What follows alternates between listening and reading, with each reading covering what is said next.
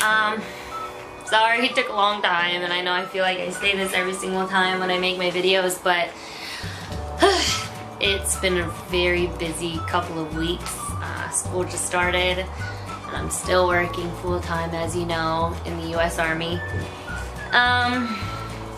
So yeah, let me get to answering your questions. I actually got a lot more questions than I thought I was gonna get, which really surprised me. Thanks for all the questions, I guess, but I was shocked when I saw all of them. So, let's find some questions. Alright, I'll just answer, I think I might answer all of them. I'll try to answer all of them at least. What was something that I struggled with?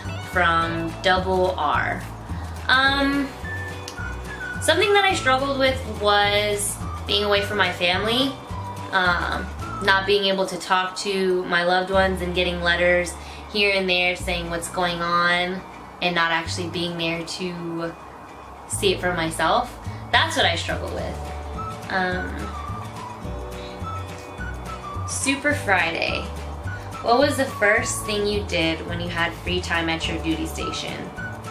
Whew! I ate all the food I could. I ate at Chipotle.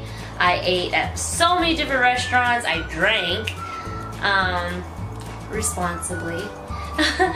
Have you been to sick call yet? I actually run sick call. So, and no, I haven't been to sick call since I've been here, but I am actually one of the medics that screens sick call. Since I work at a hospital, our sick call hours are from 6:30 to 7:30, so it's like 1 hour in the morning.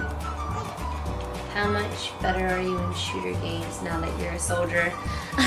To be honest, I don't think being a soldier and doing any of the shooting that we did at the range helped me in any of the shooting games that I played at all, to be honest. Is the Army what you thought it would be? Is the Army what I thought it would be? To an extent, yes and no. More so just because it's a new Army, and I'll leave it at that. Gas chamber thoughts. Dang, you got a lot of questions, Super Friday. So for me, the gas chamber was a little different. I guess there's a percentage of the world's population that's not allergic or has no reaction to the gas in the gas chamber, and I'm one of those people. The only thing that bothered me is my eyes got a little watery, but other than that, when I was in the gas chamber, I said the whole Soldier's Creed, and when I got out, my eyes were like watering, so it was kind of hard for me to see. Can you give your best drill sergeant impression?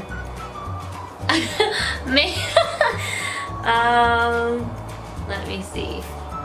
So, when you're basic training, don't ever call your or say thank you to your drill sergeants, and don't ever say sorry to your drill sergeants, because I can guarantee you every single time you do, they're gonna be like, oh, so I'm a sorry drill sergeant if you say sorry to them.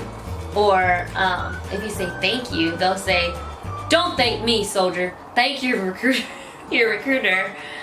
But I can't really do drill sergeant impression on the spot. If I'm talking to like friends that I went to basic training with and we're mocking them, then maybe. But at the moment, I really can't. Did you go? Okay, so this is from Broadcaster 600. Did you go to Fort Sam Houston in Texas? And if so, have any visual aids on how the place is, the atmosphere, people, education for... Okay, so I didn't take a lot of pictures of of what the barracks and the company or the battalion look like, because you're not allowed to have your phone during school hours. You're not allowed to have your phone during, I guess, duty hours. And most of the time you're not even allowed, well, my company wasn't allowed outside as much as you think you're gonna get, like freedom in AIT. We were stuck in the barracks or stuck in formation for hours almost every day. Okay. Keith Cotton. Ooh, that's gonna be a really long question. Keith Cotton asked, can you do a rundown of your life and why you wanted to join the military? Okay, so quick answer for that is everybody in my family has joined or is still in the military, and I, to be honest, have always wanted to join the military, but I don't know, I just never got the chance to, I guess. It was just never the right time in my life to do so. And when I did join, I kind of felt like I was ready and the time was right, so that's why I joined it. I wanted to join the military, or why I joined the military. And I kind of just wanted to do it for the experience also. Amber O'Brien. Are there pros at all for coming in as a private? No.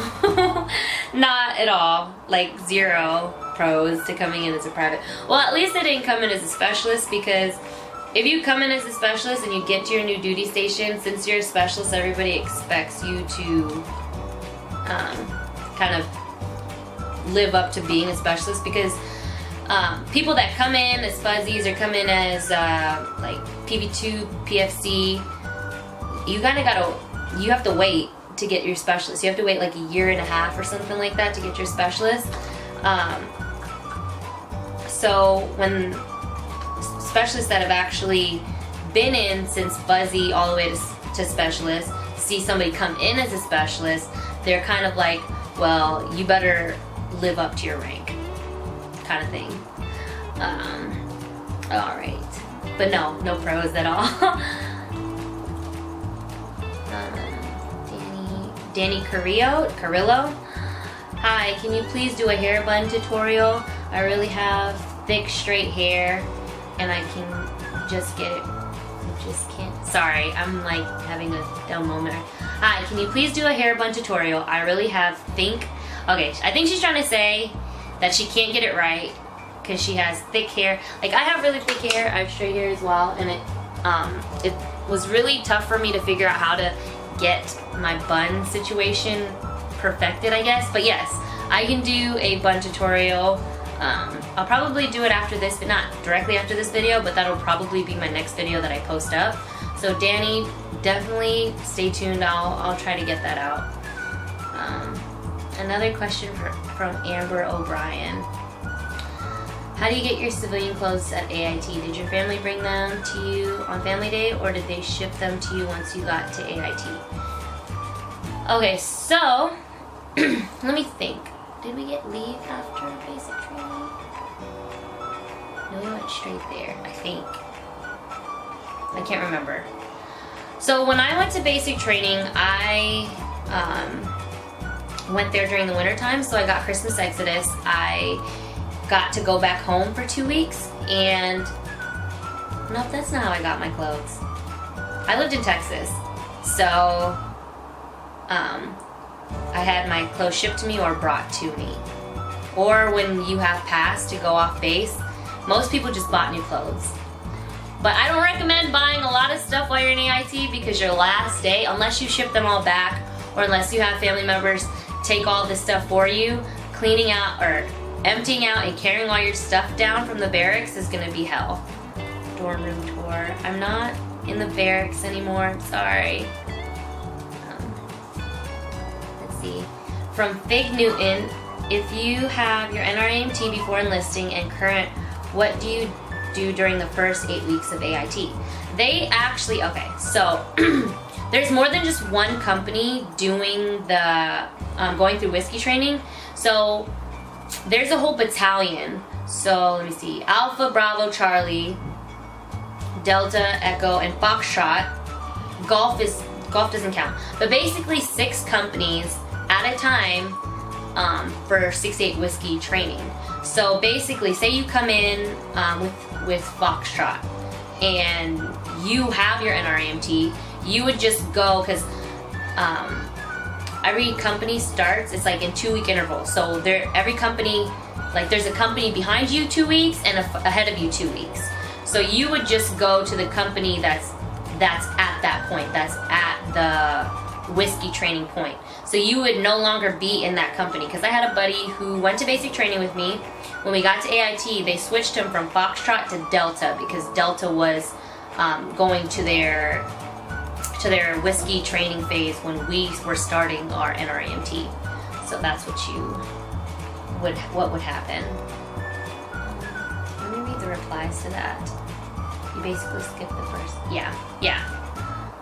Okay, so Carla Cedillo asked if I could do a vlog. I'm thinking about doing a vlog, but sometimes it's crazy, so I don't want to promise a vlog and then not do one. So I will try, but there's no guarantees.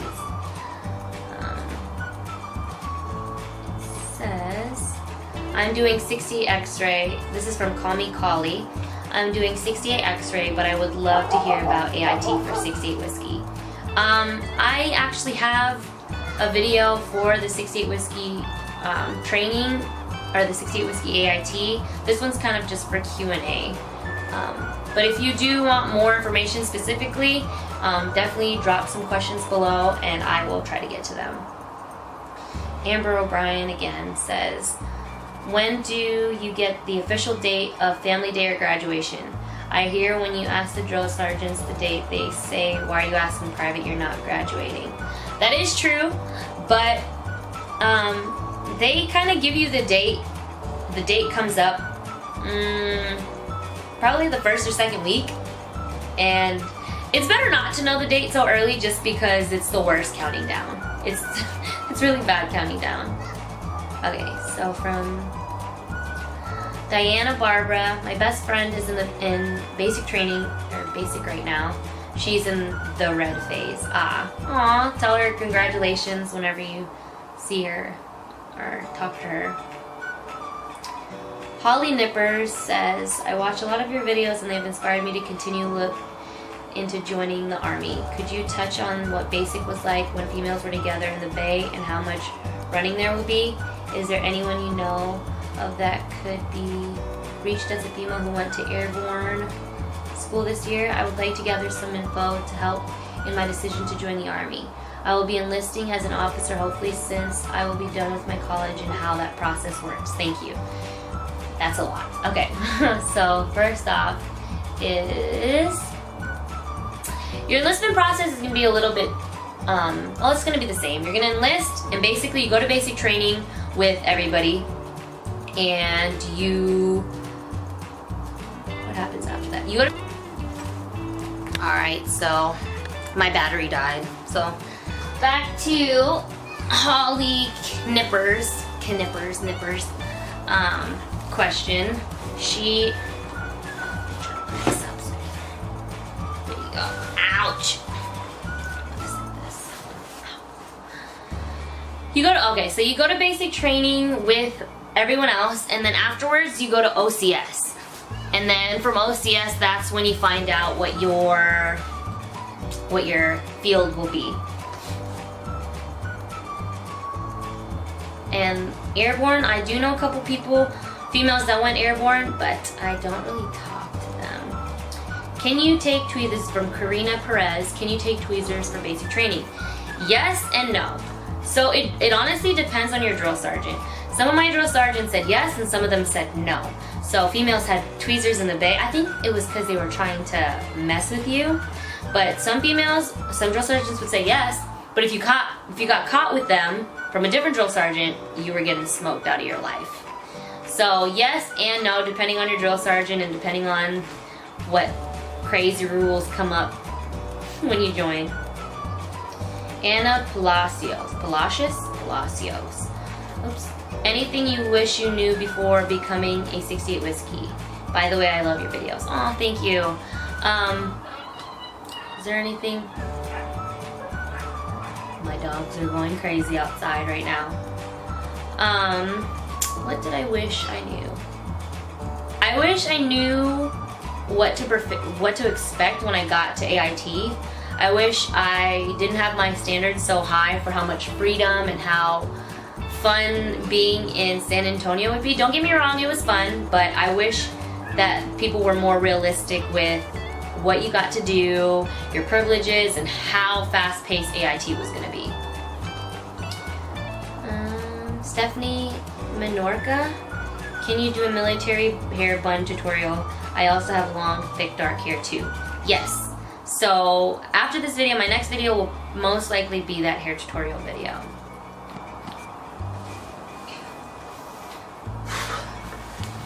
Alright. So, question from JXMO or MJOLNIR. So I've asked a ton of other 68 Whiskeys this, and no one has given me a direct answer.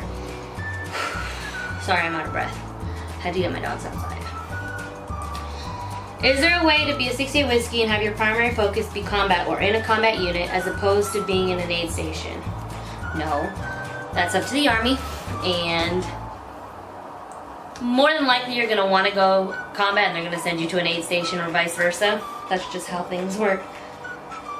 Is there a way to primarily focus in that, or do you just get your airborne patch and or ranger tabs after you pass AIT for 68 Whiskey and just hope they drop you in a combat unit? So, you have to get selected or get sent to airborne if you don't get the, what is it, option 40? Option 40 is airborne in your contract. So if you don't sign a contract that says you're going airborne after basic training or AIT, then you're gonna have to get sent to airborne school. And same for ranger. It's really, you have to be like the top of the top for your company or your whoever to send you there. So if that's what you're shooting for, yeah, you gotta be good, be the top of your stuff. Mr. Flossie, you're like a breath of fresh air. Oh, thank you. Elier Binacho, Future 68 Whiskey. I just bought online the 68 Whiskey Advanced Skill Draft Book. I was wondering if you used it during AIT. I actually didn't. During my NREMT, I used a EMT crash course book. I don't have it anymore, I don't think, but it's EMT crash course. That's what really, really helped me. It condensed everything that I needed to know in a small book. John Decker. Did you get to choose your first duty station? Yes, and yes, I did. So me and my husband are both active duty Army, and the time that I joined, the time that I was in AIT, my husband re-enlisted. And on your first re-enlistment, you pretty much have the choice of where you go. Like, that's not guaranteed, but for the most part, you get the choice you make for your first re-enlistment. So, yeah, I did. But normally you wouldn't. They send you wherever they want to send you. Unless you have, like, EFMP, which is something family member program. I forgot if it's, I don't know what the E stands for, I forgot. But basically, if you have like a special needs child or special needs, somebody in your family that is needing certain accommodations for their living situation. Like if you had an autistic son, there's certain duty stations that have certain care plans or certain facilities for autism, kind of thing like that.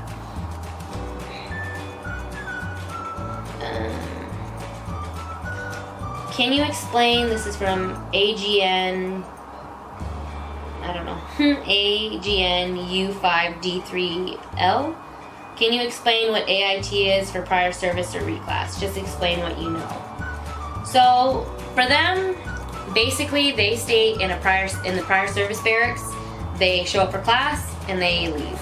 They don't have to deal with all the bull crap that we have to deal with. They do PT with us in the morning, but that's about it. So basically, you're not in TRADOC. You do everything we do except for all the dumb stuff.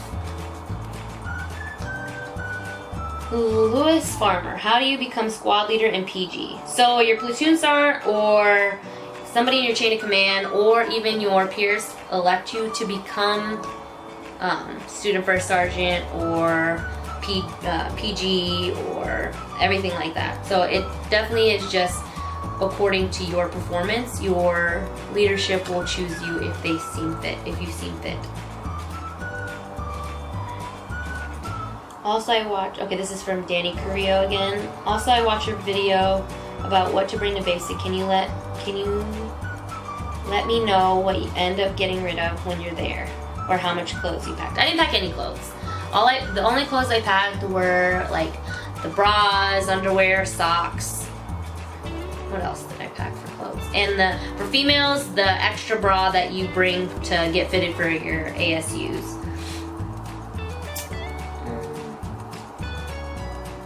So everything that I brought was a necessity, but you can buy all that stuff at the PX.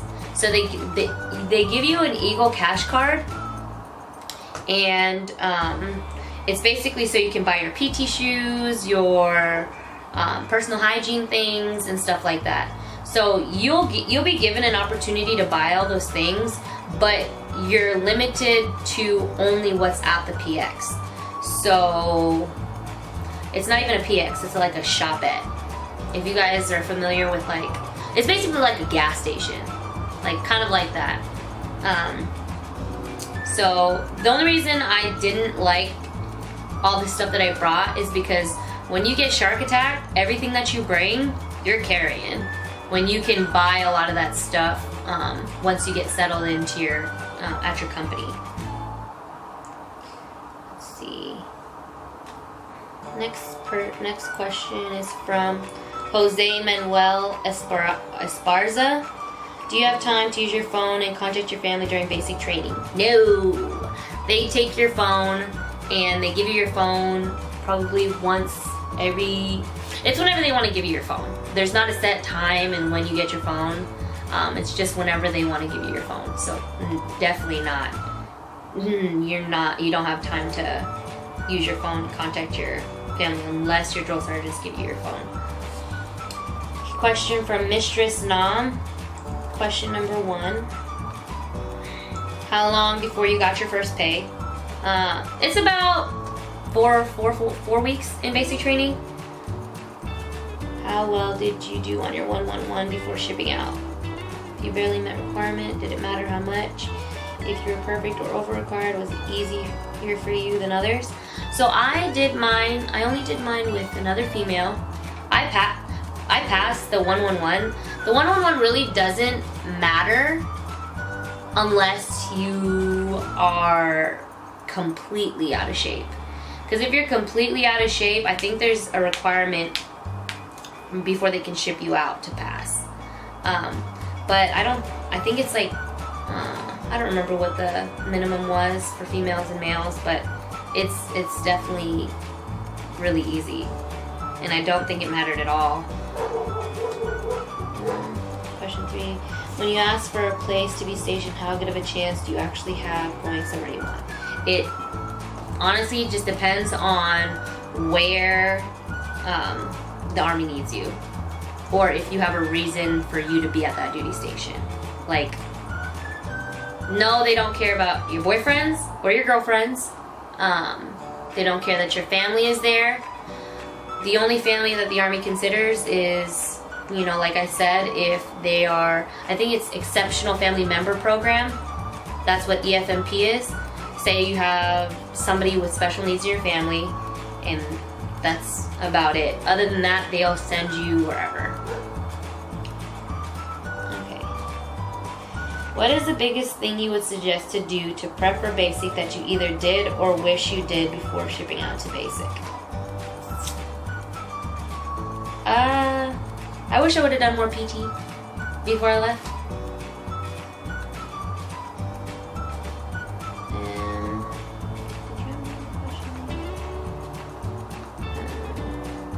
Random question for fun.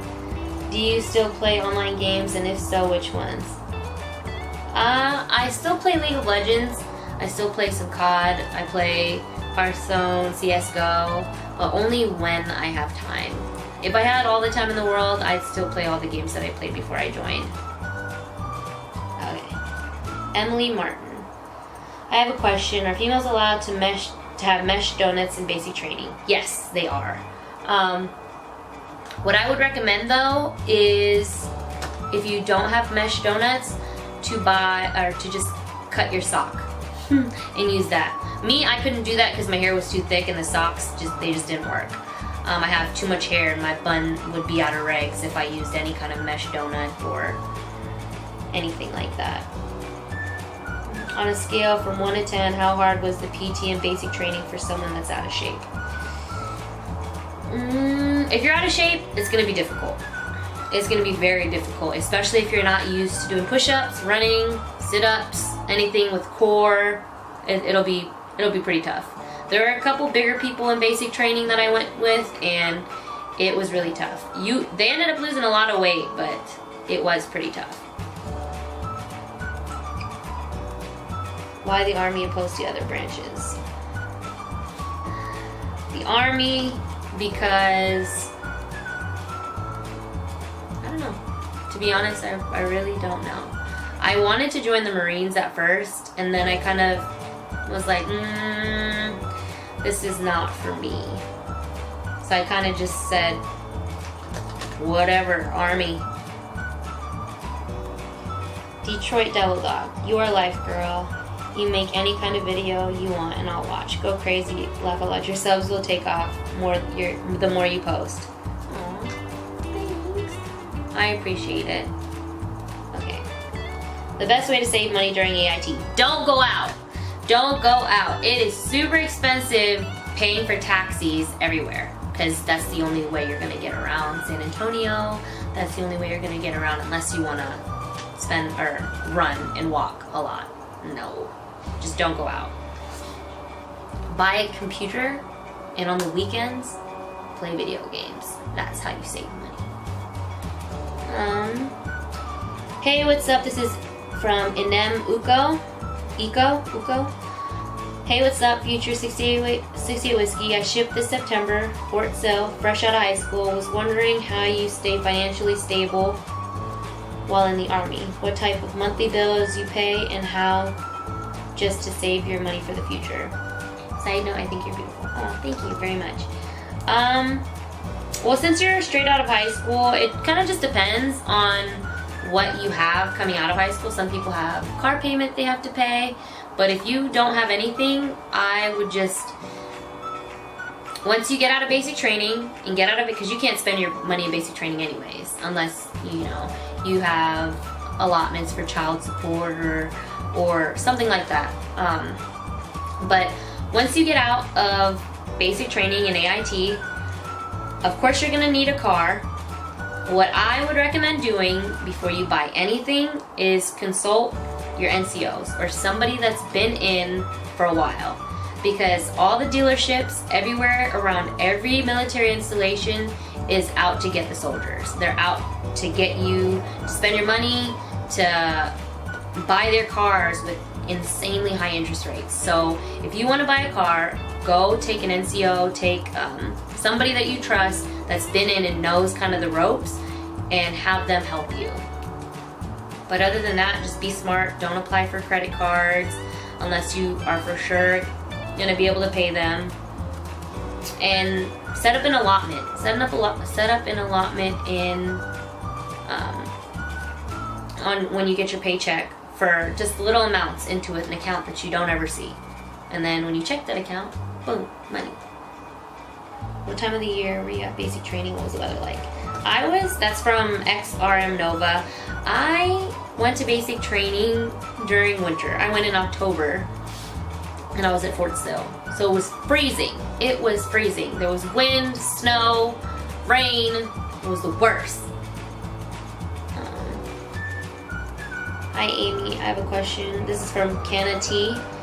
I have a question for off-post weekend pass AIT. Have you used it when you were at Fort Sam? I'm wondering how long soldiers can hang out. I'm looking forward to your new video. You don't get off-post passes anymore at all. You basically have to show up for formation in the morning and come back at 2000 every day, whether it be on the weekend. But on weekdays, there's a set formation, and there's sometimes you won't even be allowed to leave post.